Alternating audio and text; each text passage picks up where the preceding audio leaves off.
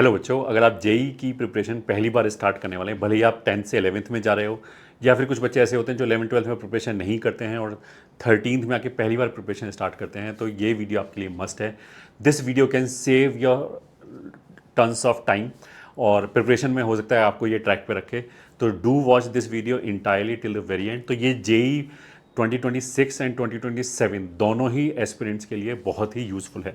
तो सबसे पहला जो चीज़ है, initially it will be overwhelming. तो मतलब जब हम प्रिपरेशन पहली बार स्टार्ट करेंगे, भले ही 13th में जाके करें, मतलब 12th पास करने के बाद हमने ड्रॉप ईयर लिया है उसमें स्टार्ट करें, या 10th से 11th में जाएं, जब 11th में प्रिपरेशन स्टार्ट करें तो शुरू में ओवरवेलमिंग लगेगा, तो हमें लगेगा कि यार मैं कहाँ फंस गया, ये तो बहुत ही डिफिकल्ट है। But give your time, take your time और अपना बेस्ट एफर्ट देने की कोशिश करें। रिजल्ट की शुरू में चिंता ना करें। अगर आप लगातार 1-2 महीने तक, ये ठीक है, इवन इफ आपका रिजल्ट नहीं आ रहा हो, बट आप क्लास में समझने की पूरी कोशिश करें, जो होमवर्क दिया जा रहा है, ये ठीक है, उसको एक मिनिमम लेवल तक कंप्लीट करने की कोशिश करें। उसका मतलब ये कि हर चैप्टर में मेंस लेवल के अगर हम 30-40 क्वेश्चन अटैम्प्ट कर पाते हैं, मतलब मैं ये नहीं बोलूँगा सारे सॉल्व होने चाहिए, बट अगर हमसे मान लिया उसमें से 10-20 क्वेश्चन ही सॉल्व हो रहे हैं या 10 ही क्वेश्चन सॉल्व हो रहे हैं मान लिया, तो भी हम बचे हुए क्वेश्चंस में एक बार टाइम देके फिर हम सोल्यूशन देखें, तो धीरे धीरे मतलब you will get the feel of it. और 1-2 महीने बाद यू विल स्टार्ट फीलिंग जैसे बोलते हैं ना कॉन्फिडेंट। बट बहुत सारे बच्चे क्या करते हैं, शुरू में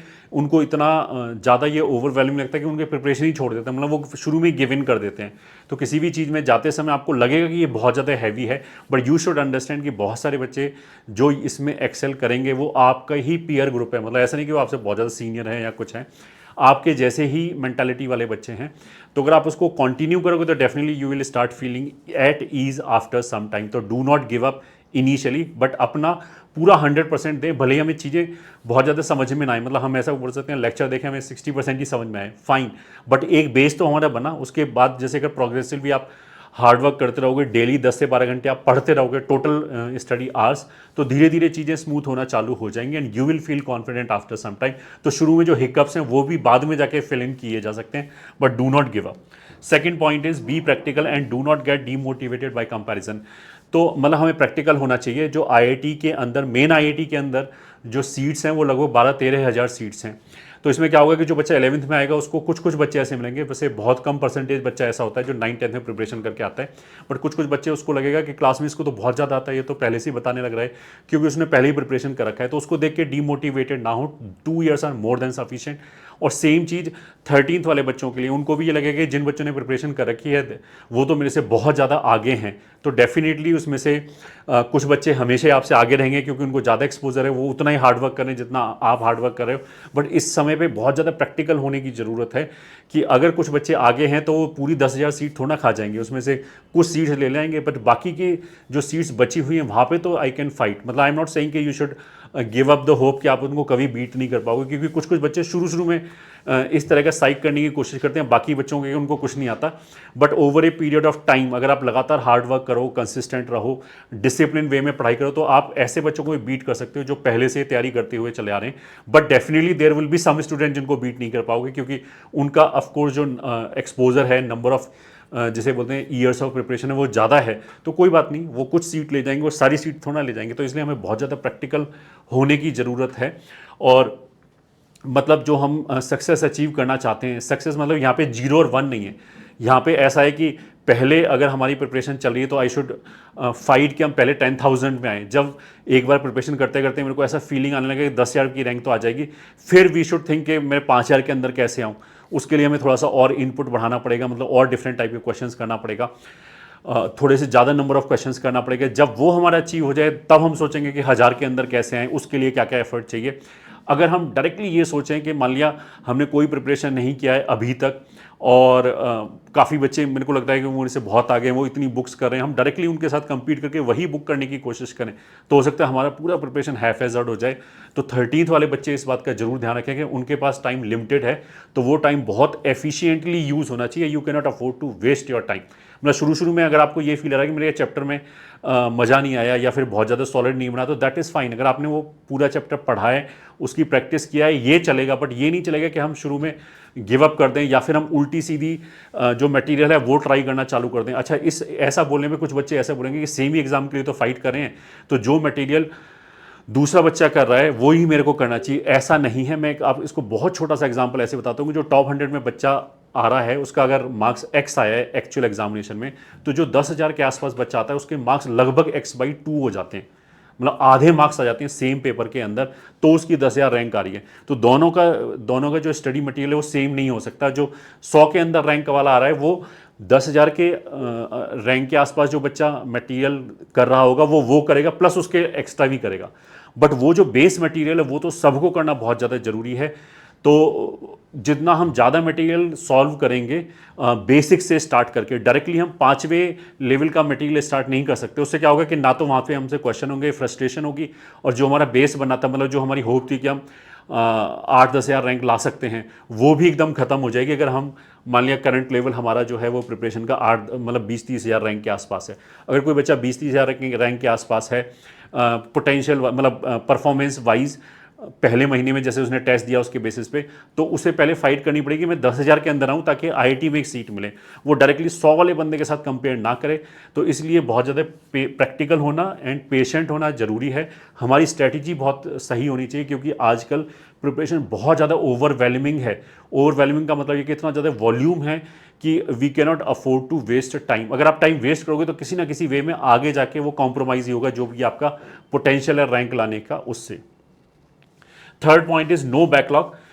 ये चाहे आप ऑनलाइन पढ़ें चाहे ऑफलाइन पढ़ो, ये सबसे बड़ा गुरु मंत्र है जो हम प्रिपरेशन करने वाले बच्चों को दे सकते हैं कि कोई भी बैकलॉग नहीं होना चाहिए। जहाँ पे भी आप पढ़ रहे हो उसमें जो चैप्टर चल रहा है वही हमारा भी चैप्टर चलना चाहिए। ये ठीक है।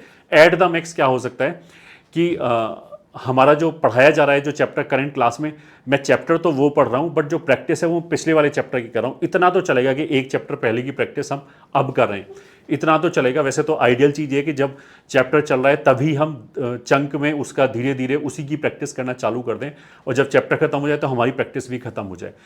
अच्छा, इसमें परफेक्शनिस्ट बनने की कोशिश ना करें। जैसा मैंने बोला कि मटेरियल इनफाइनाइट है, आप 10 साल प्रिपरेशन करोगे तो भी every day I can give you different set of problem, आपसे ख़त्म नहीं हुआ। तो उसका मतलब क्या है कि ऐसा नहीं कि दुनिया का मैं सारा मटेरियल कर लूँगा, ऐसा नहीं है।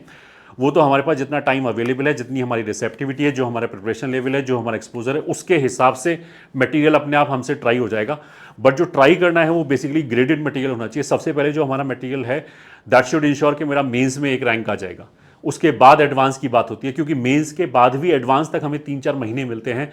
तो अगर मेरे पास अभी सफिशिएंट टाइम नहीं है तो एडवांस का जो प्रैक्टिस है वो हम बाद में शिफ्ट कर सकते हैं। थ्योरी तो दोनों के लिए सेम ही पढ़ाया जाता है, तो इसलिए यहाँ पे बहुत ज़्यादा प्रैक्टिकल होने की जरूरत है। कुछ बच्चे क्या करेंगे कि उनका जो पहला चैप्टर चल रहा है उसमें, देखो इंस्टीट्यूट वाले जो मटेरियल देते हैं, मतलब हम भी जो मटेरियल देते हैं, हमें पता है कि 99% बच्चे उसको कंप्लीट ही नहीं कर सकते, इवन उसका 50-60% भी कंप्लीट नहीं कर सकते। बट बिकॉज हमारे पास तो हर स्पेक्ट्रम के बच्चे आते हैं तो हमें इसलिए वो कंप्लीट मटेरियल रखना पड़ता है। बट उसका जैसे हमारा जो मॉड्यूल है उसकी कोई एक्सरसाइज 1 कर ले तो ही सफिशिएंट है वो मेंस में फाइट करने के लिए। बट बच्चा क्या करता है कि जो मटेरियल दिया है वो सारे कंप्लीट करने की कोशिश करता है। उसमें क्या हो जाता है कि क्लास में तो चैप्टर नंबर 3 चालू हो जाता है, उसका अभी फर्स्ट में ही प्रैक्टिस चली है। This is sure short formula for doom, मतलब आपकी प्रिपरेशन गई अगर आप क्लास से पीछे हो गए एक बार, क्योंकि फिर आप उस स्पाइरल में फंस जाओगे और फिर उससे बाहर आना बहुत ही डिफिकल्ट है। तो इस चीज़ को जरूर ध्यान में रखें कि we should try to keep moving. अब इसमें दोनों ही चीज़ें, प्रैक्टिस में भी कमी हो सकती है और कभी कभी ऐसा होता है एक चैप्टर में मेरे को 70-80% चीज़ें समझ में आई, 20% समझ में नहीं आई। तो हमें डेफिनेटली एक एफर्ट तो मानना चाहिए उसको समझने का। फिर भी अगर वो समझ में नहीं आई तो छोड़ के आगे बढ़ जाए, बिकॉज आगे चल के कभी ना कभी वो चीज़ हमें समझ में आ जाएगी। जब हम थोड़े से और मैच्योर हो जाएंगे और टाइप ऑफ क्वेश्चन करेंगे तब हो सकता है कि वो वाली चीज़ हमारी सॉर्ट आउट हो जाए। बट ऐसा नहीं कि हम वहीं स्टक हो जाएं, वहीं स्टक हो गए तो आपकी प्रिपरेशन गई। ठीक है, तो हम परफेक्शन की ना सोचें, भले वो थ्योरी वाइज हो। 70-80% तक अगर हमें चैप्टर समझ में आए परफेक्टली फाइन, और भले ही वो प्रैक्टिस वाइज हो, बट क्लास के साथ मूव करने की सोचे तो आपकी प्रिपरेशन में कोई पेन नहीं आएगा। Fourth point is balancing all 3 subject and covering entire syllabus. मतलब तीनों सब्जेक्ट हमारा बैलेंस रहेगा तब हमारी बेस्ट पॉसिबल रैंक आएगी, और एक सब्जेक्ट के अंदर भी हम सारे चैप्टर कवर करें। अच्छा, इसमें थोड़ा बहुत एक्सेप्शन हो सकता है, जैसे मैथमेटिक्स में जो पीएनसी हो गया एंड जो परमुटेशन कॉम्बिनेशन हो गया एंड प्रोबेबिलिटी हो गया, इन चैप्टर का थोड़ा सा नेचर अलग है। इसमें मास्टरी करने के लिए एक तो एक नेचुरल फ्लेयर होता है बच्चे का, उसको तो खुद ही चीज़ें समझ में आ जाती हैं। अगर वो नहीं है तो हमें रिलेटिवली ज़्यादा टाइम चाहिए होगा उसमें मास्टरी करने के लिए। तो इट इज़ नॉट वाइज कि हम उसमें बिल्कुल मास्टरी करने की कोशिश करें, बहुत ज़्यादा नंबर ऑफ आवर्स उसमें डालें। At the cost of other chapters. तो ये चैप्टर तो ऐसे हैं कि जैसे काफ़ी बच्चे बोलते हैं कि मैं ये करने में मेरे को समझ में नहीं आ रहा, तो हम केवल इन 2 चैप्टर्स के लिए मैथमेटिक्स में बोल सकते हैं कि ठीक है, एक मिनिमम लेवल तक, बोर्ड लेवल तक करके छोड़ दो, बट बाकी का जो सिलेबस है वो तो हमें कंप्लीट ही करना चाहिए। ये मैं स्पेशली इसलिए बता रहा हूँ क्योंकि ऑनलाइन में आजकल तुम्हें बहुत सारे इन्फ्लुएंसर सो कॉल्ड ऐसे मिल जाएंगे जो इस तरह की बात करेंगे, ये चैप्टर कर जाओ तो इतने मार्क्स आ जाएंगे। देखो, आपका बेस्ट पॉसिबल रैंक कब आएगा? जो आपके पोटेंशियल को जस्टिफाई करेगा, जितना भी आपका पोटेंशियल है। जब आपके तीनों सब्जेक्ट बैलेंस्ड हो, तीनों सब्जेक्ट मतलब इक्वली गुड हो और सारे चैप्टर हमें आते हो, बिकॉज पेपर के अंदर यू नेवर नो कि किस चैप्टर से इजी क्वेश्चन आएगा, किससे मॉडरेट आएगा, किससे टफ आएगा। और there are so many permutation and combination कि हम ये नहीं सोच सकते कि इस चैप्टर से तो ईजी क्वेश्चन आते हैं। अगर अब तक आया भी है तो आगे आएगा इसकी कोई गारंटी नहीं है, क्योंकि JEE is known for surprises. हर बार वो कुछ ना कुछ चीज़ एक्स्ट्रा डालते हैं। ऑनलाइन तुम्हें बहुत सारी इस तरह की ओपिनियन मिल जाएंगी। तो देखो, तुम इसको इट मे साउंड थोड़ा सा अजीब सा कि अगर बच्चा 12-13 लाख तैयारी कर रहा है तो जो उसमें सेलेक्ट होने वाला बच्चा है वो हार्डली 1% है। आईआईटी के अंदर जो जाएगा वो 1% बच्चा है।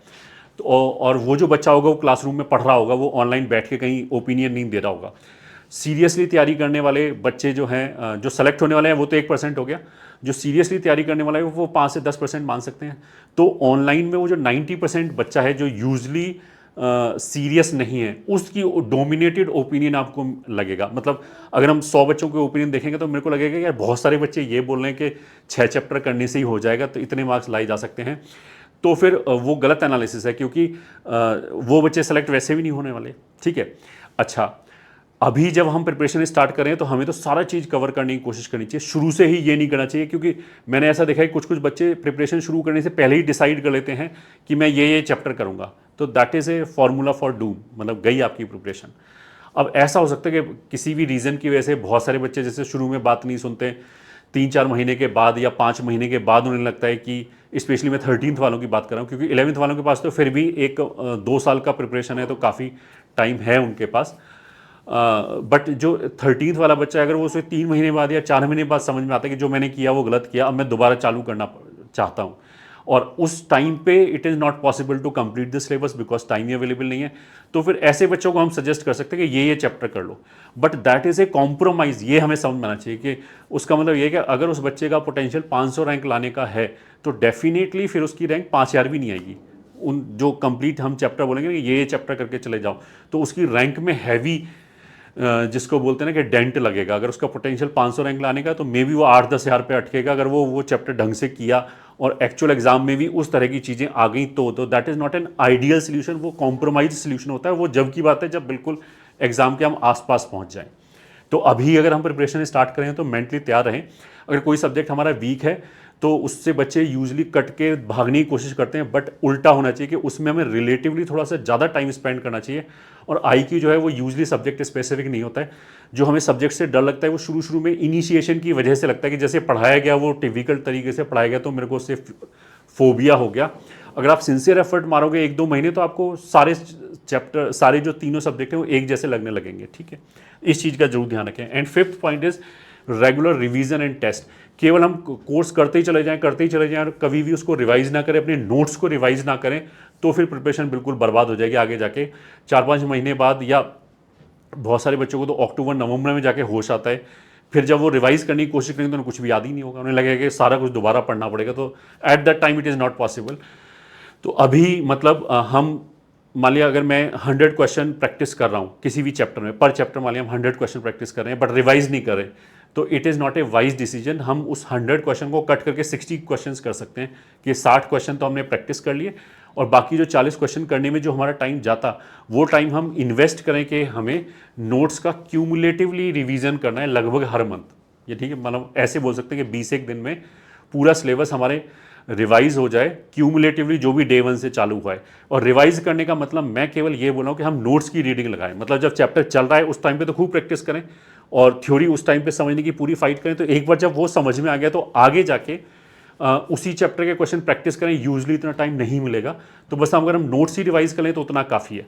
तो उससे हमारा क्या होगा कि कॉन्फिडेंस बना रहेगा, और जो पेपर तुम प्रैक्टिस टेस्ट दोगे उनके थ्रू क्वेश्चन की भी प्रैक्टिस होती रहेगी। अगर कोई बच्चा मान लिया टाइम निकाल के DPP वगैरह कर रहा है तो डीपीपी का बेसिकली कॉन्सेप्ट ही ये है कि पूरा जो सिलेबस हमारा कंप्लीट हो चुका है उसको रिवाइज कराना। तो अगर किसी को टाइम मिल रहा है और वो कर पा रहे तो well and good, otherwise notes की हमें रीडिंग तो जरूर लगानी चाहिए ताकि थ्योरी के जो फॉर्मूले हैं, जो पॉइंट्स टू रिमेंबर है, वो हमारे टिप्स पे रहें, तो आपकी प्रिपरेशन बहुत अच्छी रहेगी लास्ट तक।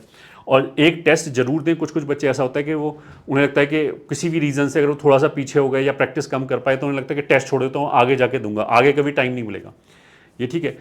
तो वो उन्हें लगता है कि अगर मेरे कम मार्क्स आए तो मैं डीमोटिवेट हो जाऊंगा। ऐसा नहीं है, मेक श्योर ए पॉइंट कि मैं सारे टेस्ट जब शेड्यूल होगा तभी दूंगा, ये ठीक है, भले ही मार्क्स कम आए।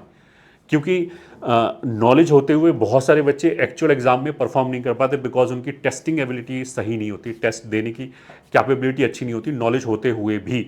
और कोई बच्चा अगर ये सोचता है बिल्कुल लास्ट में जाके 10 टेस्ट दे दूंगा, तो it is equivalent of saying कि एक बच्चा ये बोले कि मैं महीने भर का खाना लास्ट के 3 दिन में खा लूँगा, तो वो हजम ही नहीं होगा, वो मतलब बेकार है, वो डाइजेशन ख़राब कर देगा। तो इसी तरह की चीज़ें जो टेस्ट में हमें इनपुट मिलता है कि हम किस किस तरह की गलतियाँ करते हैं, उनको हजम करने के लिए भी टाइम चाहिए धीरे धीरे। तो अभी से सारे टेस्ट जरूर दें, उससे आपकी प्रिपरेशन अच्छी रहेगी। तो I hope this will be useful. और ये इस सीरीज़ का मतलब जो भी प्रिपरेशन करने वाले बच्चे हैं उस सीरीज़ का ये पहला वीडियो बना रहे हैं जेई 26 की और जेई 27 के बच्चों के लिए। इसमें आगे सीरीज़ में और भी टिप्स वाले वीडियो आएंगे। तो stay tune and all the very best. Do not waste your time, but at the same time बहुत ज़्यादा टेंशन लेने की ज़रूरत नहीं है। अगर आपको किसी भी तरह का कोई कन्फ्यूज़न है, कुछ पूछना चाहते हैं, तो कमेंट सेक्शन में you are most welcome. Our team will try to answer each and every question. All the very best.